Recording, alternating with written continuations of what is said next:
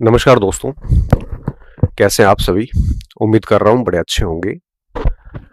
आज हम इस सत्र में बात करेंगे अध्यापक भर्ती परीक्षा को लेके। और चूंकि आप सभी को पता है कि इस समय आपके पास में महज 30 दिन बचे हैं, एक महीना शेष रहा है आपके पास में। और इस एक महीने का कैसे प्रोडक्टिव यूज किया जाए और साथ में किन किन चीज़ों का हमें ध्यान रखना है और कौन सी चीज़ें हमें नहीं करनी है और कौन सी चीज़ें करनी है, इस विषय पे मैं बात करूंगा। मैं बात को शुरू करूं उससे पहले मैं कुछ चीज़ें बहुत क्लियर कर लेता हूं। देखिए, आप जिस रणनीति से चल रहे हैं, वीडियो सुनने के बाद उसमें कुछ आपको ठीक लगे तो थोड़ा बहुत चेंज कर सकते हैं, बाकी सारा ही चेंज नहीं करना है। इसलिए नहीं कि भाई मैं सर कह रहे हैं तो मैं भी चेंज कर देता हूं। अगर आप सही चल रहे हैं तो चलते रहने दीजिए। आप इस समय आप अगर जो सामग्री पढ़ रहे हैं, मैं इसमें किसी भी प्रकार की सामग्री से संबंधित बात नहीं करूंगा, क्योंकि मेरा ये मानना है कि किसी भी परीक्षा की जब हम तैयारी करते हैं तो सामग्री का निर्धारण 1 साल पहले ही हो जाता है। उसके बाद सामग्री बताना ठीक नहीं है। हम सामग्री पे कोई बात नहीं करेंगे। हम केवल इस बिंदु पे बात करेंगे कि लास्ट एक महीने को कैसे अच्छे से यूज करें। और कई सारे आपके प्रश्न हैं, जैसे सर डिमोटिवेट हो जाता हूँ, सीट देखकर मन नहीं होता पढ़ने का, और घबराहट सी होती है, सर याद कुछ नहीं है, ऐसा लग रहा है जैसे कुछ भी याद नहीं है, काफी समय से मैं तैयारी कर रहा हूँ, टेस्ट सीरीज में सर मार्क्स नहीं आ रहे हैं, बहुत मेहनत करी है, उसके बावजूद भी उसमें उसका अच्छा स्कोर नहीं बन रहा है। तो इन प्रश्नों के जवाब में देने की कोशिश करूंगा, ताकि क्योंकि आपके मन मस्तिष्क में कई बार कोई बड़ा गंभीर प्रश्न घूम रहा होता है जो हमारे लिए वो गंभीर नहीं होता, क्योंकि हम उन चीजों से गुजरे हुए हैं, तो हमारे पास उसका अनुभव है। तो जब एक कम अनुभवी बच्चा होता है तो उसके मस्तिष्क में प्रश्न बहुत सारे उठते हैं, और जिसके पास एक्सपीरियंस अच्छा होता है तो उसके मस्तिष्क में प्रश्न नहीं घूमते, क्योंकि उसको हर बिंदु के अनुभव है उसके पास में, तो वो उन अनुभवों का उपयोग करके उन प्रश्नों के समाधान अपने दिमाग से निकाल लेता है, ढूंढ लेता है वो यहाँ से। तो हम बात करेंगे इन पॉइंट्स पे। आप सुनिए अच्छे से, डेफिनेटली आपको फायदा होगा, और उसके बाद कोशिश करना कि उस चीज़ों को ढंग से लागू करो। देखिए, आखिरी 30 दिन हमारे पास है, 30 डेज है, और मैं मानता हूं कि ये समय कम नहीं है, काफी काफी समय माना जाएगा ये। ठीक है। पहली बात, इस समय में आपको रिवीजन प्लस प्रैक्टिस, इन चीजों पे सबसे अधिक ध्यान देना है। मतलब कम से कम आप अब 30 दिन रहे हैं तो एक बार दिसंबर में, एक बार जनवरी में, 2 बार इसका रिवीजन आप कम से कम कर लीजिए। बिल्कुल point to point, word to word limit कर लेना। इस स्थिति में 100% ही सिलेबस एक बार रिवाइज कर लेना। ठीक है। अगर आपका कोई पोर्शन कमजोर है तब भी उसको एक बार मोटा मोटा देख लेना, कोई बहुत मजबूत है तब भी उसको मोटा मोटा देख लेना, क्योंकि लास्ट टाइम जो होता है ना एग्जाम का, वो पॉइंट आपकी एक्यूरेसी को बढ़ाते हैं।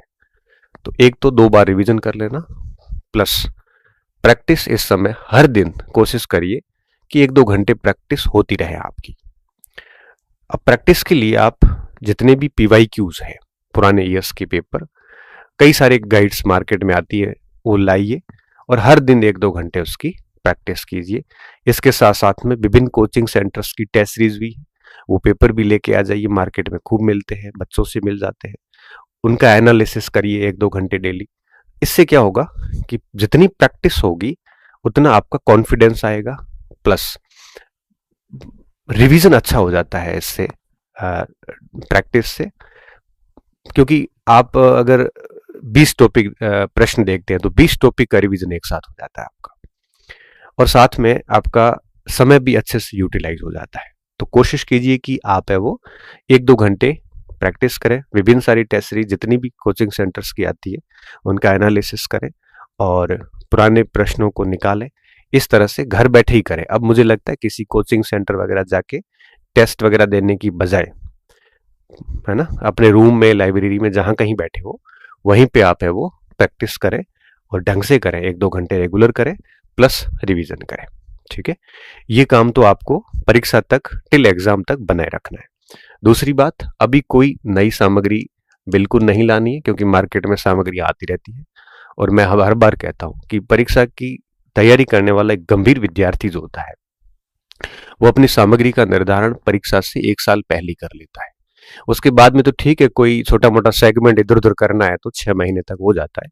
उसके बाद सामग्री के साथ छेड़छाड़ करना मूर्खता कहलाती है, क्योंकि जब तक किसी भी चीज को 4-5 बार नहीं पढ़ते हैं तब तक वो आपको बेनिफिट नहीं दे सकती। इसलिए अब इतना समय नहीं रहता।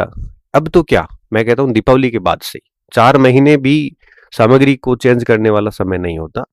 ठीक है, कोई 1 साल पहले करो, फिर कोई एक आधा सेगमेंट करना तो कर लो, ठीक है। तो नया कुछ भी नहीं पढ़ना। प्लस इस समय आपको मार्केट की हवा से बचना है। मार्केट की हवा क्या होती है? मार्केट की हवा आपको थड़ी पे मिल जाएगी, जहाँ बहुत सारी बातें होती है कि सीट नहीं है, ये नहीं है, वो हो जाता है, ये हो जाता है, जहाँ पे कई सारे बड़े बड़े ज्ञानी लोग बैठे हुए होते हैं, उनको पढ़ाई के अलावा सारा ज्ञान होता है। ऐसे लोगों से बचें।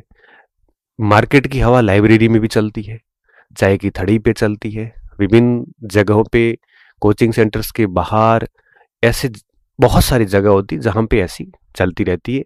मार्केट की हवा आपको सोशल मीडिया पे भी देखने को मिलती है। वो टेलीग्राम पे हो सकता है, व्हाट्सएप पे हो सकता है, ग्रुप्स में देखने को मिल सकता है। एटलीस्ट लास्ट 1 महीना तक आप इन चीज़ों से बचें, क्योंकि ये आपको ओवर थिंकिंग करवा देगी, मतलब बहुत अधिक सोचना। और जब दिमाग बहुत अधिक सोचता है तो निश्चित तौर पे वो मेन काम करना भूल जाता है और बाकी सारे कामों में अपनी ऊर्जा व्यर्थ कर लेता है। तो इस समय मार्केट की हवा से बचना भी मुझे लगता है एक बड़ी सफलता है इस समय। इसके साथ साथ में अगर आपको इस समय लगे कि हमारे टेस्ट में नंबर वगैरह कम आ रहे हैं, अब अव्वल तो ये है कि इस समय टेस्ट सीरीज से हमें बचना चाहिए। फिर भी अगर कम आ रहे हैं तो कोई इश्यू नहीं है, क्योंकि हो सकता है आपने टेस्ट सीरीज बनाने वाले अपने मटेरियल से बनाते हो, आपका अलग होता हो। तो अगर ऐसा हो रहा है, आपको डिप्रेस हो रहा है, आप डिमोटिव हो रहे हैं, तो आप छोड़ दीजिए फिर टेस्ट सीरीज। कोई जरूरी नहीं टेस्ट सीरीज सफलता की कोई आवश्यक शर्त नहीं है। ठीक है, एक प्रैक्टिस का माध्यम है और इसको लेके ज्यादा लोड नहीं लेना है। हालांकि मैं तो मानता हूं कि टेस्ट सीरीज जो होती है वो एक रिगोरियस होना भी चाहिए, प्रैक्टिस हमेशा शानदार होनी चाहिए, ये पहले से मैं मानता आया हूँ इस चीज को। बट अब लास्ट 1 महीना है तो टेस्ट वेस्ट से, कोचिंग वोचिंग से बच के केवल खुद को समय देना चाहिए, खुद की तैयारी को टाइम देना चाहिए। अगर आप इस समय बहुत डिमोटिवेटेड हैं, आपको लगता है कि हमारा दिमाग काम नहीं कर रहा है, या फिर जो भी सिलेक्शन होगा कि नहीं होगा, सीट बहुत कम है, अगर ये चीजें दिमाग में आ रही है, आप बस एक बात सोचना। जैसा कि मेरी खुद की एक स्ट्रेटजी हुआ करती थी, मैं किसी भी एग्जाम की तैयारी इस उद्देश्य के साथ नहीं देता था कि मेरा सिलेक्शन होगा। ठीक है, अंतर्मन से रहता था कि नौकरी लग जाए तो ये भगवान न्याल हो जाए, लेकिन बाहर से ये रहता था कि फेल होंगे, इससे ज्यादा क्या होगा। फेल माइंडसेट के साथ ही जाते थे। बहुत तरीके से तैयारी कर लो और वो बिल्कुल उम्मीद मत रखो। देखो 1000, 1500, 2000 सीटें हैं तो कोई बात नहीं, आप उससे ज्यादा एक्सपेक्टेशन रखो ही मत कि भाई इतनी तैयारी कर ली, अब 1 महीना और ढंग से कर लेते हैं, हुआ तो ठीक है, नहीं हुआ तो कोई बात नहीं। दिमाग में इस उद्देश्य के साथ जाओगे ना कि फेल तो होना ही है, फिर भी अपना बेस्ट दे देता हूँ, जितना भी स्कोर होगा कम से कम पता तो चलेगा कि हम कहाँ स्टैंड कर रहे हैं। ये बात खेल खेल खिलाड़ी पे भी लागू होती है, और यही बात एक विद्यार्थी जीवन में भी लागू होती है, और यही बात एक बीमार व्यक्ति पे भी लागू होती है, और यह बात जीवन के हर पक्ष पे लागू होती है कि आप पूरी ताकत के साथ अटेम्प्ट ले लीजिए और इस उम्मीद के साथ कि सिलेक्शन नहीं होना है, क्योंकि सिलेक्शन होने की बहुत अधिक उम्मीदें होती है तो प्रेशर बन जाता है, और वो प्रेशर इतना तगड़ा होता है कि आपका पूरी परफॉर्मेंस बिगाड़ देता है, एग्जाम हॉल की भी और एग्जाम से पूर्व की स्थितियां भी आपकी प्रभावित हो जाती है। तो सबसे पहली कोशिश ये करिए कि आप जो है वो आप इस समय आप नाउमीदी के साथ एग्जाम देने जाए कि सिलेक्शन तो होना नहीं, इस सीट कम है, लेकिन मैं मेरा बेस्ट एफर्ट डाल देता हूँ, हुआ तो ठीक है, नहीं हुआ तो ये पढ़ा हुआ व्यर्थ कहीं नहीं जाएगा, क्योंकि इसके बाद वापस वैकेंसी आएगी, अच्छी खासी वैकेंसी आएगी, उसमें ये पढ़ा हुआ एज इट इज काम आ जाएगा। पढ़ाई कभी भी, अध्ययन कभी भी व्यर्थ नहीं जाता।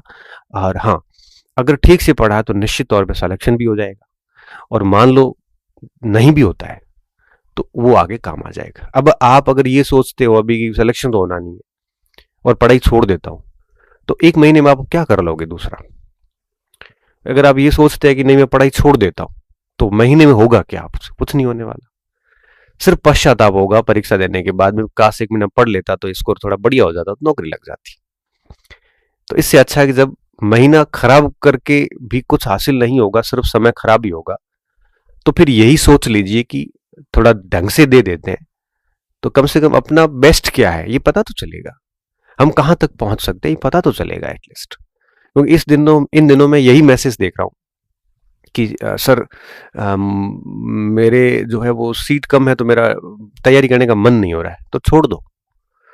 और आप सोचो कि छोड़ दो और 17 तारीख 18 तारीख जब परीक्षा होगी तब आपको महसूस होगा कि यार 1 महीना फालतू खराब कर दिया। क्योंकि 1 महीना अब करोगे क्या, छोड़ने के बाद क्या करोगे, वैसे ही बैठे रहोगे ना। इससे अच्छा है ये सोच लो कि सिलेक्शन नहीं होगा लेकिन मैं बेस्ट दे देता हूँ, ये करके पढ़ाई कर लो। देखो माइंडसेट का गेम है सारा, इसको जैसे घुमाओगे ना दिमाग को, दिमाग वैसे ही काम करना शुरू करेगा। कुछ बच्चे कहते हैं सर हमारे जो है ओवर थिंकिंग होती है, हमें लगता है कि कुछ भी याद नहीं है, ऐसा कुछ भी याद नहीं है ऐसा दिमाग में आता है। अब जब कुछ भी याद नहीं है ऐसा दिमाग में आना लाजमी है, सबके ही आता है। जब सिलेबस बहुत बड़े हो तो निश्चित तौर पे ऐसा दिमाग में चीजें आती हैं कि मुझे कुछ भी याद नहीं है। लेकिन जब ऐसी थॉट्स जब भी आए तब आप 20 प्रश्नों का प्रैक्टिस कर लो। मैंने कहा ना ये प्रैक्टिस जो है ये कॉन्फिडेंस देती है कि आपको आ रहा है। क्योंकि बहुत कुछ होता है दिमाग में, प्रश्न देखते ही आपको पता चलेगा हाँ नहीं आ तो रहा है, ऐसी बात नहीं। मुझे खुद को अच्छे से पता, जब भी चीजें लगती थी ना कि यार कुछ भी पढ़ा हुआ नहीं है जैसे लग रहा है, तो उस समय 10 15 20 प्रश्न पुराने देख लिए, मिलाता है तो लगता है हाँ आ तो रहा है। तो जब भी ऐसी फीलिंग आए ना, थॉट्स आए ना, उस समय आप प्रैक्टिस करने बैठ जाओ। आप देखना आधे घंटे बाद आप कॉन्फिडेंट हो जाओगे, हाँ ऐसी स्थिति हमारी खराब नहीं जितना मैं पहले सोच रहा था। दूसरा, आजकल क्या है कि मार्केट में चलता है कि आरपीएससी का लेवल इतना आ गया, पेपर हार्ड आ गया, तो ये हो गया। तो देखो मैं आपको एक बात बताऊं, पहली बात तो ये कि बोर्ड के पेपर इतने हार्ड नहीं आते, क्योंकि बोर्ड नीचे के ग्रेड की परीक्षा करवाते हैं तो वो उस हिसाब से लेवल रखते हैं। आरपीएससी अपर ग्रेड के एग्जाम्स करवाती है तो उनके लेवल हार्ड होते हैं। आप उन दोनों का कंपेयर कर ही नहीं सकते। तो अगर आप इन दोनों का कंपेयर करके अगर अपना मूड खराब कर रहे हो तो आप बहुत ही भोले और मूर्ख बच्चे हैं। अब जैसे कल आरपीएससी प्रोफेसर का पेपर लिया, टफ पेपर था डेफिनेटली, उसको देख के अध्यापक वालों को किसी टीचर ने बढ़ा दिया कि उसका देखो पेपर ऐसा आया, आपके भी ऐसा ही आएगा, आपके कंटेंट काम का नहीं। मैं शिक्षकों को भाइयों से भी कहता हूं यार कम से कम ऐसे संवेदनशील समय ऐसा नहीं बोलना चाहिए आपको। और हमें अंदर से पता है कि अध्यापक का और प्रोफेसर का कोई एक दूसरे का कोई मेल ही नहीं, दोनों की तुलना करना मूर्खता है। पहली बात तो ये। और दूसरी बात, मान लो पेपर ऐसा आ भी जाए तो क्या 1 महीने में आप उस लेवल की तैयारी कर पाओगे? राजस्थान का कोई बच्चा नहीं कर पाएगा। तो सारों के लिए सेम हो गया, फिर सबके लिए सेम हो गया ना, क्योंकि सारे एक ही मटेरियल पढ़ रहे हैं, पूरा राजस्थान सेम ही पढ़ रहा है, कोई अलग से कोई कुछ नहीं पढ़ रहा है। इसलिए अगर कठिन आ गया तो सबके लिए होगा, आपके लिए नहीं होगा, तब 40% लाना भी मुनासिब नहीं होगा। और अगर आसान आ गया जैसा जैसा बोर्ड का ट्रेंड है तो आप कर ही रहे हो बढ़िया तरीके से। इसलिए ऐसी गलत तुलनाएं, निरर्थक तुलनाएं करके अपना मूड खराब नहीं करें।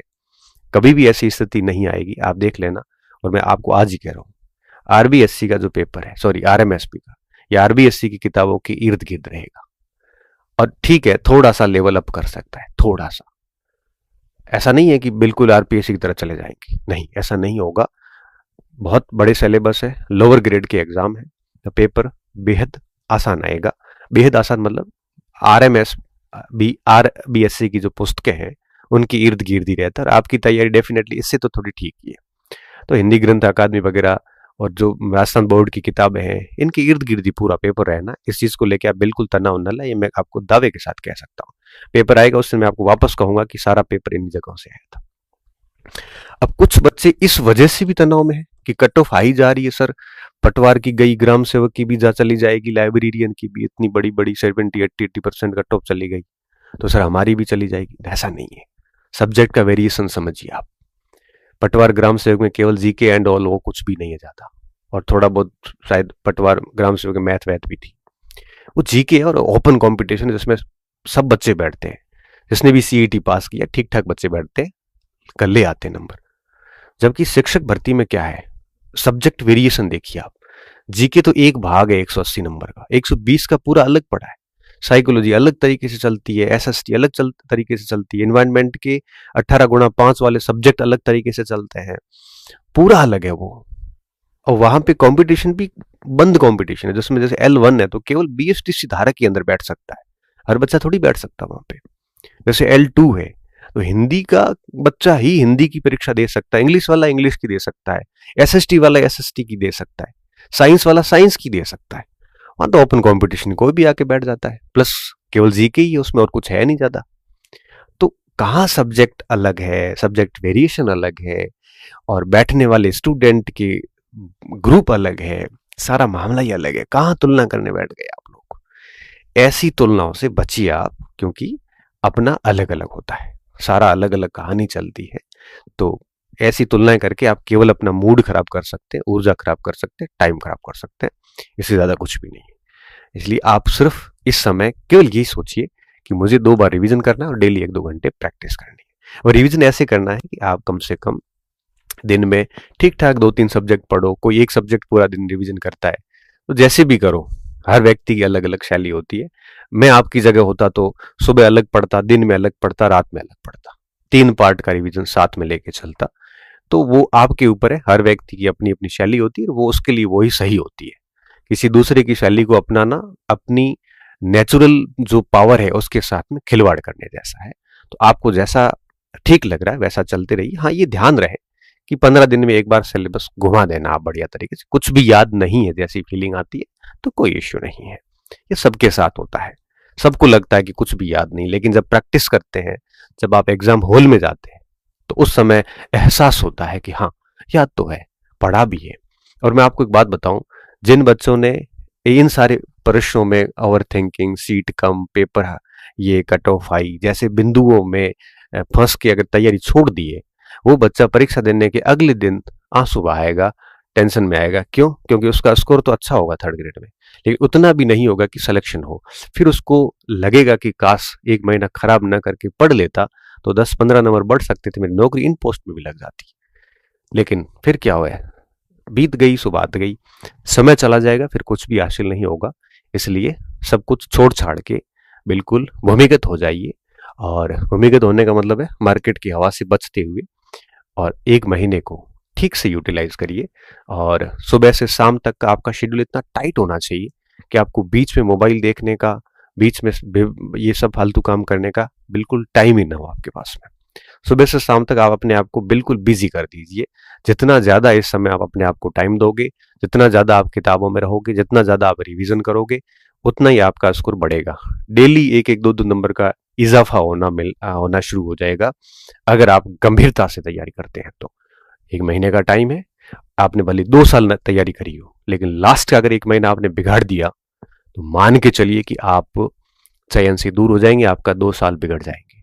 अगर आपने पहले ज्यादा अच्छा नहीं पढ़ा, लास्ट में पढ़ा था और 1 महीना बहुत बढ़िया कर लिया, तब भी आप सिलेक्शन ले सकते हैं, क्योंकि अंत का महीना बहुत बहुत बहुत ज्यादा महत्वपूर्ण होता है। इसलिए बहुत क्रूशियल रोल निभाने वाला है यह महीना। तो आपको बहुत शुभकामनाएं, खूब मेहनत कीजिए, इधर उधर भटकने की बजाय कंप्लीटली अपना ध्यान जो है इस समय आप केवल और केवल अपनी सामग्री पे दीजिए और रिवीजन और प्रैक्टिस पे काम कीजिए। बाकी इन चीजों में न फंसे, हम आपके साथ हैं। और मिलेंगे फिर एग्जाम से पहले कि पेपर को कैसे ठीक से अटेंड करना है। बहुत बहुत धन्यवाद विद्यार्थियों, अच्छी रहिए, मस्त रहिए, और बिना किसी तनाव के बेफिक्र होकर खूब सारा पढ़िए।